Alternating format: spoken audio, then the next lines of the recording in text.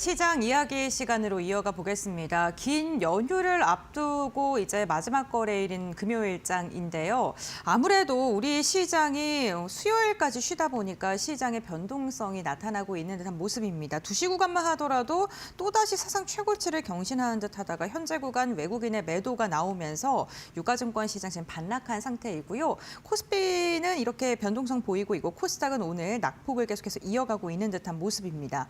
이러한 가운데 우리가 어떻게 전략을 세워야 되는지 관련된 이야기 나눠보도록 하겠습니다. 파이낸셜 리서치의 박철순 대표와 함께합니다.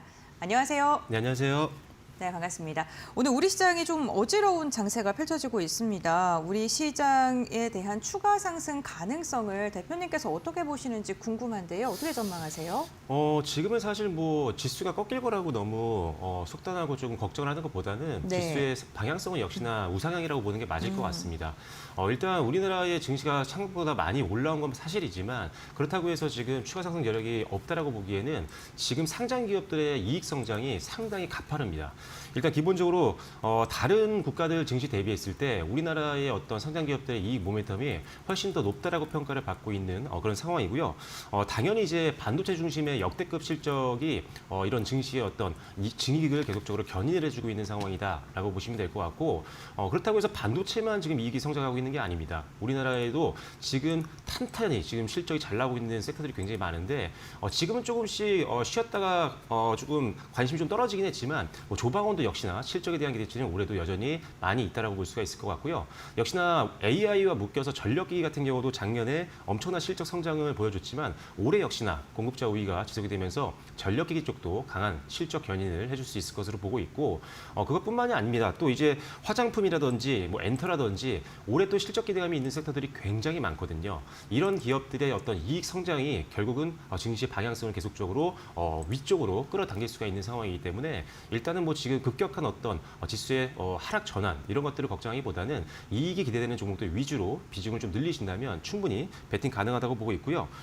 그리고 지금 정부의 정책적인 기대감도 굉장히 많이 있는 상황입니다. 뭐 아시다시피 지금 상법 개정안에 대한 부분들도 있죠. 그리고 추가적으로 상장 폐지 기준도 강화하게 되고 정부 같은 경우도 지금 코스피 5천에 이어서 코스닥 3천 같은 이렇게 증시 부양 정책을 계속적으로 강화를 하고 있는 추세이기 때문에 지수의 하방이 정책적으로도 조금 제한될 수가 있다라고 보시면 될 것 같습니다. 그래서 변동성이 조금은 가끔 생길 수는 있겠지만 지수를 버틸 수 있을 만한 많은 정책적인 어떤 강화 요인들 그다음에 추가적으로 이익을 견인하고 있는 많은 섹터들이 있기 때문에 오히려 눌림목이 나올 때는 비중 확대의 기회로 사용하는 게 맞다라고 보시면 될 것 같고요.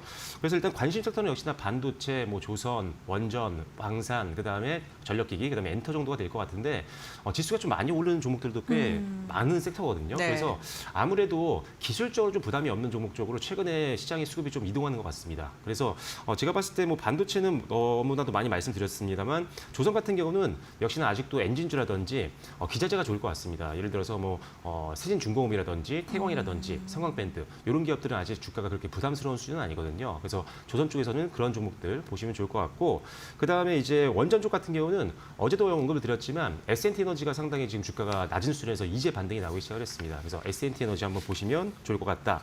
방사는 역시나 뭐 대장주를 놓을 수 없을 것 같습니다. 현대로템 계속적인 추가 수주 소식이 들리고 있으니까요. 현대로템 보시면 좋을 것 같고 화장품은 역시나 대장주 APR 그다음에 춘전수 해주까지 말씀드려야 될 것 같은데 춘전수 해주 중에도 글로벌 텍스프리가 지금 굉장히 지금 실적이 좋습니다. 단기적인 실적도 지금 확인이 되고 있기 때문에 글로벌 텍스프리까지 한번 보시면 좋을 것 같습니다.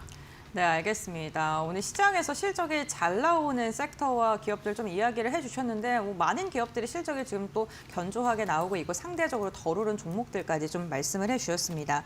지금 연초 이후에 통신주가 상대적으로 강한 시장 이어가고 있고 2월, 그러니까 이번 주만 보게 됐을 때도 통신주의 상승이 섹터별로 봤을 때 3위권에 들 정도로 탄력이 굉장히 좋거든요. 특히나 오늘 SK텔레콤 무려 10% 상승하고 있습니다. 통신주들의 강세가 지속적으로 이어질 수 있을지 궁금합니다. 네, 오늘 이제 SK텔레콤이 날아오르는 바람에 가장 많은 올해 들어서 상승률을 좀 보여주고 있는 상황인데 이미 50% 이상 올해 들어서 오른 종목들이 있거든요. 그만큼 이제 강했던 이유들은 여러 가지 이유가 있겠지만 일단 통신사 같은 경우가 작년에는 이제 해킹 사건들 때문에 전반적으로 당사자가 아니더라도 주가가 좀 못 올라갔었거든요. 하지만 이 해킹 사건에 대한 어떤 악재들은 이미 어느 정도 주가에 작년에 선반영됐다라는 측면이고요. 이제 이런 것들을 좀 이제 회복해 나가고 있는 상황, 그리고 사업을 다시 개선하고 있는 상황이다 보니까 이제는 추가적으로 과연 올해 성장 가능성이 있느냐에 대해서 초점이 맞춰지고 있는 것 같습니다. 자, 그런데 일단 올해 실적 전망치를 보면요. 통신 3사의 올해 합산 영업이익 전망치가 한 4조 4천억 원 이상까지 바라보고 있습니다. 작년에가 3조 4천억 원 정도였으니까 무려 1년 전보다 올해 같은 경우가 1조 원 이상 증액이 될 거다라고 보고 있는 상황이기 때문에 그렇다면 이익만 보더라도 충분히 베팅을 할 수 있는 매력이 있는 섹터라고 볼 수가 있는 거죠. 그러다 특별히 이제 상법 개정안 이후에 주주환원에 대한 의지가 있는 기업들 쪽으로 시장의 관심이 계속적으로 쏠리고 있는데 아시다시피 통신주 같은 경우는 전통적인 고배당주기도 하고 주주환원에 상당히 좀 적극적인 편이었습니다. 그러다 보니까 일단 기본적으로 정책적인 어떤 수혜에 대한 기대감도 있는 상황이고요. 그리고 무엇보다 작년 대비 올해 엄청난 실적 성장을 기대해 볼 수 있는 상황이기 때문에 일단 이런 부분을 감안했을 때 통신주 올해 많이 오르긴 했지만 아직도 추가 상승 여력은 남아있다라고 보는 게 맞다라는 판단입니다.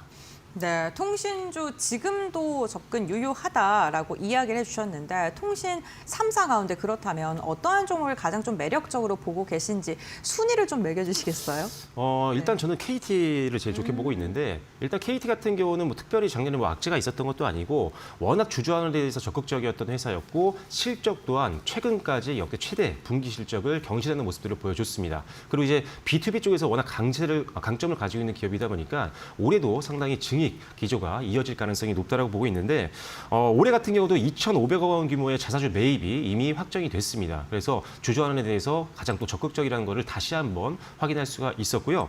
거기 이제 지난 4분기 때 배당금 같은 경우도 600원으로 주당 600원으로 확정이 됐기 때문에 배당에 대한 어떤 리스크도 이제 없는 상황이다라고 보시면 될 것 같습니다. 그래서 전반적으로 리스크도 좀 적은 KT를 1순위로 보시면 좋을 것 같고요. 2순위는 LG U+입니다.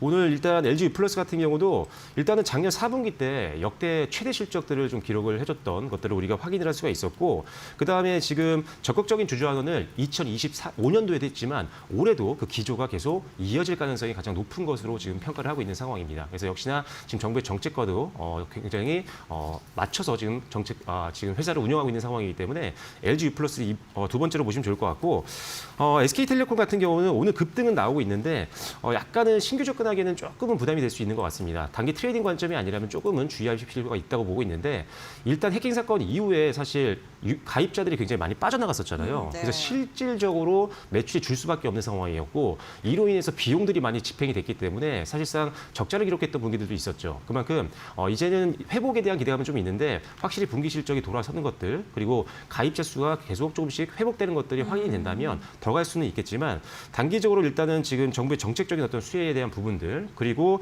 아시다시피 SK텔레콤 같은 경우는 이 엔트로피 쪽에 이제 지분을 가지고 있는 상황입니다. 그래서 엔트로피 기업 가치가 최근에 계속 올라가다 보니까 이것도 지수 급등에 좀 영향을 주고 있는데 일단 펀더멘탈이 약간은 앞서 말씀드린 두 종목보다는 조금 흔들릴 수 있는 부분들이 있기 때문에 오히려 테마성으로 좀 올라갔을 경우에는 좀 수익을 빨리 조금 챙기시고 눌림목을 좀 기다리셨다가 신규 접근을 고려해 보시는 게 좋겠다라고 말씀드리겠습니다. 네, 알겠습니다. 통신 3사에 대한 투자 포인트와 전략들 잡아주셨는데 KT를 1순위로 꼽아주셨습니다. 참고해 보시면 좋을 것 같고요. 오늘 국내 증시 개장 전에 반도체 기업들도 흔들리는 게 아니냐라는 우려가 커졌던 이유 중에 하나가 시스코 시스템즈가 무려 12%가량 정규장에서 급락을 하면서 이로 인해서 좀 우려감이 커졌습니다. AI 수익성에 대한 불안감 이런 게 잊을만 하면 또 떠오르고 이런 반복되고 있는 상황이거든요. 그렇다면 그에 맞춰서 반도체 기업들의 변동성도 지속될 수 있을지 어떻게 전략을 잡아야 되는지 궁금합니다. 저는 사실 이제 뭐 소프트웨어 기업들이라든지 이런 기업들의 가이던스가 조금 예상치보다 미달하거나 이럴 때마다 지금 계속 변동성이 나오고 있거든요.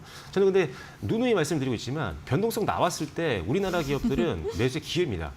이유는 또 말씀드리지만 간단합니다. 지금 AI 기업들 같은 경우는 사실상 지금 경쟁이 굉장히 커지고 있고 아시다시피 반도체 가격이 너무 비싸다 보니까 수익성이 좀 악화될 수 있는 가능성이 충분히 있거든요. 그러다 보니까 지금 뭐 시리콘 시스템도 마찬가지고 반도체를 사용하는 기업들 같은 경우는 지금 다들 지금 굉장히 좀 긴장을 하고 있는 상황인 건 맞는 것 같습니다. 그런데 우리나라의 반도체 기업들은 메모리 생산에 지금 집중이 되어 있다 보니까 메모리 기업들은 전혀 문제가 없다라는 거죠. 지금 빅테크 기업들이라든지 이런 반도체를 사용하고 있는 기업들 같은 경우는 사실상 이런 비용에 대한 부분들은 분명히 부담이 되고 하지만 공격적인 투자를 멈출 수가 있는 상태가 아닙니다. 지금 AI를 흡수하지 못하면 시장에서 도태될 수 있는 확률이 굉장히 높기 때문에 여기서 비용을 집행을 안 할 수가 없는 상황이거든요. 그렇다면 당연히 캐펙스가 계속 확장이 된다고 한다면 메모리 반도체 수요는 계속 늘 수밖에 없는 상황이고 우리나라는 역시나 SK하이닉스와 삼성전자를 필두로 해서 메모리 반도체를 가장 많이 생산하는 국가이기 때문에 당연히 한동안은 공급자 우위 시장이 지속이 되면서 비싼 가격의 제품을 팔아서 이익을 많이 남길 수 있는 상황이 계속 이어질 가능성이 높다라고 보시면 될 것 같습니다. 그리고 일단은 지금 1차적으로 또 이제 기대되는 일정들은 2월 말에 일단은 엔비디아 실적 발표가 있죠. 엔비디아 실적 발표 이후에 우리나라 지수가 대부분 다 회복했던 것들이 있었기 때문에 또 젠슨 CEO가 뭐 대충 얘기할 건 아닙니다. 또 반도체에 힘을 실어줄 얘기들이 대부분이기 때문에 일단 2월 말에 이런 일정들도 있다는 점. 그다음에 추가적으로 계속적으로 이제 3월 초에는 오라클, 팔란티어 같은 기업들의 실적 발표도 있습니다. 이 또한 상당히 반도체 섹터에는 기본적으로는 뭐 좋은 영향을 줄 수 있는 일정들이라고 보이기 때문에 뭐 변동성이 생길 때마다 일단 기본적으로는 저가 매수의 기회로 이용하시는 게 좋겠다라고 보시면 좋을 것 같습니다. 네, 오히려 변동을 매수의 기회로 삼자라고 말씀해 주셨는데 노무라 증권에서도 삼성전자 29만 원, 하이닉스 156만 원 간다. 뭐 이렇게 전망을 하기도 했었죠. 지금 외국계 투자 IB 쪽에서는 계속적으로 놀라울 만한 실적 전망치라던가 목표 주가를 내놓고 있는 상황이기도 합니다. 그렇다면 반도체 기업들 너무 많아서요. 종목 선별에 좀 어려움 있으신 분들 많이 계십니다. 어떤 종목 보고 계실까요? 네, 뭐 어제도 언급을 드렸지만 뭐 VM이라든지 뭐 프로텍이라든지 이런 일단 선도 기업들 같은 네. 경우는 이익이 워낙 잘 나오기 때문에 계속 고점을 뚫고 있는 모습들이 확인이 되고 있습니다. 그런데 일단은 부담을 느끼시는 분들이 있죠. 너무 많이 올랐기 때문에. 그렇다면 이제 쉬어가는 종목들 그 안에서도 실적은 확실하게 돌아서고 있는 기업들 아니면 증익이 가파라지고 있는 기업들 위주로 공략하시는 게 좋습니다. 그래서 오늘은 단기적으로 이번 연도 들어서는 조금 우아한 흐름들이 이어지고 있지만 이제 지지선 영역까지 내려온 종목인데요. 코세스라는 종목을 소개해드리겠습니다. 이 코세스라는 종목은요. 반도체 후공정 장비, 그다음에 레이저, 응용 장비 같은 것들을 만들고 있는 회사인데 반도체 쪽도 사업을 하고 있지만 디스플레이 쪽도 하고 있고 그다음에 2차 전지까지 신사업까지 영위하면서 지금 우리 시장에서 많이 기대가 되고 있는 다양한 섹터들을 공략하고 있는 종목이라고 보시면 될 것 같습니다. 일단은 숄더블 부착 장비라든지 이런 것들을 통해서 반도체 후공정 장비들을 납품을 하고 있는 상황인데 반도체 업황이 워낙 좋다 보니까 역시나 수주가 계속적으로 늘어나고 있는 것들이 분기별로 지금 확인이 되고 있는 상황이라고 보시면 될 것 같습니다. 그리고 일단은 최근에 이슈가 됐던 게 뭐냐면 블룸에너지 쪽으로 장비 공급 계약이 나왔는데 그래서 전극 셀 관련된 자동화 장비를 납품을 했습니다. 근데 이게 일단 뭐 계약 금액도 컸지만 문제는 뭐냐면 블룸에너지가 어떤 회사입니까? 연료전지를 통해서 지금 AI 시장에 가장 큰 수혜를 볼 수 있는 기업으로 평가받고 있는 글로벌 1위 기업이죠. 이 상징적인 기업과 일단은 계약을 했다는 것 자체가 이 회사의 2차전지 자동화 장비에 대한 어떤 기술력을 인정받았다고 볼 수 있는 거고 이번에 한 번의 계약이 아니라 추가 계약이 연이어 나올 것으로 예상을 하고 있는 상황이기 때문에 블룸에너지와의 어떤 시너지 그리고 수주 극대화를 한번 기대해 볼 수 있는 종목이 바로 코세스다라고 보시면 될 것 같습니다. 그리고 2025년도 영업이익이 완벽하게 지금 흑자 전환에 성공을 한 상태고요. 2026년도 올해 같은 경우 역대 최대 실적까지 바라보고 있는 상황인데 근데도 불구하고 올해 예상 실적 대비했을 때 지금 PER이 10배가 채 되지 않습니다. 그만큼 굉장히 저가 구간이 있는 종목이고 차트를 보시면 아시겠지만 지난달 저점 구간에서 이제 반등이 좀 나올 수 있는 지지선까지 내려온 상황이거든요. 그래서 일단은 지금 구간에서 바로 들어가기보다는 일단 반등이 나오면서 양봉이 만들어졌을 때 그때부터 분할 매수를 들어가신다면 전고점 영역이 한 2만 9천 원 정도 선까지 한번 1차 목표가를 보고 대응해 보시면 좋겠다라고 말씀을 드리겠습니다. 네, 알겠습니다. 어제는 또 반도체 장비 그리고 소재 관련된 기업을 좀 집중적으로 소개를 해드렸는데 오늘은 후공정 관련된 제조업체인 코세스를 언급을 해주셨고요. 오늘 6%가량 빠지고 있는 상황입니다. 지금 손절가랑 목표가 제시해 주셨으니까 가격 밴드 참고하시면서 대응해 보시면 좋을 것 같습니다. 이번 주 우리 시장을 주도했던 대표적인 섹터는 반도체도 있지만요. 저희가 앞서 이야기했던 뭐 통신, 은행, 증권도 빼놓을 수 없을 것 같고 특히나 오늘 오늘은 증권 기업들의 불꽃이 정말 뜨겁거든요. 네. 증권주들 지금 오늘 급등했잖아요. 매수해도 될까요? 네, 일단 매수해도 될 것 같습니다. 네. 일단 뭐 증시가 꺾이지 않고 지금 주식하는 사람이 주변에 많다면 네. 증권회사들은 가만히 앉아 있어도 수익을 벌 수 있는 구조죠. 왜냐하면 우리가 거래할 때마다 거래세가 나가게 되면 증권회사는 수수료를 받기 때문에 당연히 브로커리지 마진이 늘어나게 됩니다. 그래서 증시가 하락일 때는 항상 우리가 증권주를 함께 묶어서 베팅하는 것도 항상 고려를 해볼 필요가 있다라고 먼저 말씀을 드리겠고요.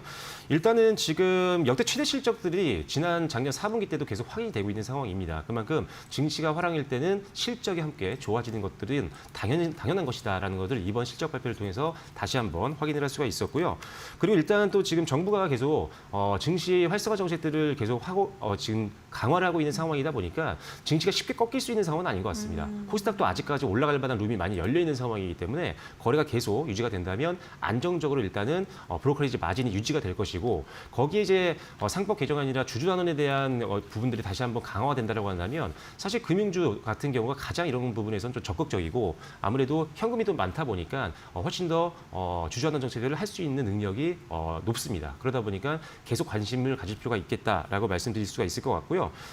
그리고 일단은 지난해 호실적이 나왔긴 했지만 올해 조금 이익 증가 모멘텀, 이익 증가에 대한 어떤 기울기가 더 가파라질 걸로 지금 증권사에서는 보고 있는 상황입니다. 그래서 주가도 많이 올라왔지만 그거보다 이익의 어떤 증가폭이 더 높을 걸로 보고 있는 상황이기 때문에 단기적으로 좀 많이 올라왔어도 충분히 공략을 해볼 수 있는 종목군들이 증권주에 좀 많다라고 보시면 될 것 같고요. 미래에셋증권은 워낙 뭐 스페이스X라든지 이런 다양한 모멘텀들이 있는 그런 상황이기 때문에 계속 보셔야 될 것 같고 다만 급등이 좀 나왔기 때문에 차익 매물이 나올 수 있는 리스크는 있습니다. 그래서 좀 저평가 종목을 찾는다면 뭐 키움증권이나 삼성증권 그리고 한국금융지주 정도가 PR이 좀 낮습니다. 그래서 이 세 종목 정도를 조금 저가 매수 기회로 한번 활용해 보시면 좋을 것 같습니다. 네, 알겠습니다. 증권 관련된 기업들 시장이 좀 지속적으로 좋을 걸로 예상되기 때문에 여전히 매수 유효하다라고 이야기해 주시면서 종목군들 좀 선별해서 말씀을 해주셨습니다. 금융 관련된 기업들에 대해서 긍정적인 코멘트 오늘 좀 나눠주셨네요. 오늘 이렇게 시장 이야기 박철순 대표와 함께 나눠봤고요. 오늘 말씀 여기까지 듣도록 하겠습니다. 고맙습니다.